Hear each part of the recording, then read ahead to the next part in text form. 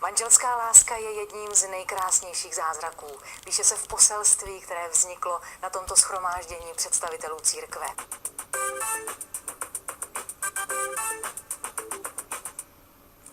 Mimořádná synoda o rodině, která skončila v Římě minulý týden, to je téma dnešního kulatého stolu s našimi hosty. Já zdravím našeho hosta na dálku, našeho diváka. Dobrý večer. Dobrý večer. Ano, kdo pak se nám dovolal a jaká je vaše otázka? Dobrý večer, já jsem Valentin Papazián a chtěl jsem se zeptat. Já jsem byl před 10 dny v poslanecké sněmovně na mezinárodní konferenci Rodina v 21. století. Mám za to, že tam paní Marie Ověcká taky byla.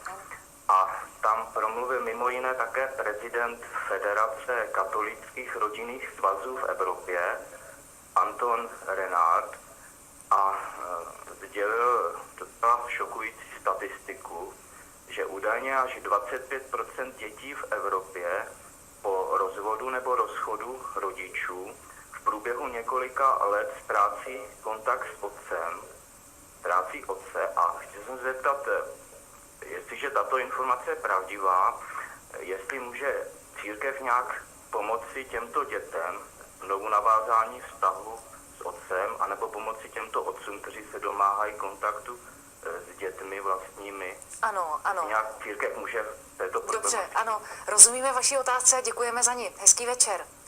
Vám tak. Paní doktorko, můžu se obrátit na vás s tímto dotazem? Církev určitě nezastupuje právní instituce.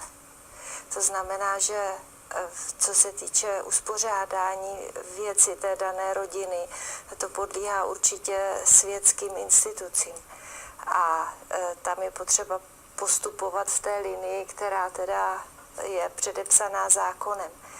Církev spíš řeší vždycky co nejglobálněji ten vztah, to znamená, že jestliže ta rodina patří do církve, tak potom má i všechny ty možnosti, které církev pastoračně nabízí těm, kteří teda o to mají zájem. To znamená, že to velice závisí i na té konkrétní rodině, ale církev určitě nemůže zasahovat do světských zákonů. Ano, tak věřím, že to našemu divákovi stačí tato odpověď a já vás poprosím, milí hosté, abychom si ještě ve stručnosti shrnuli to, co už bylo naznačeno v předchozí části naší debaty, našeho rozhovoru.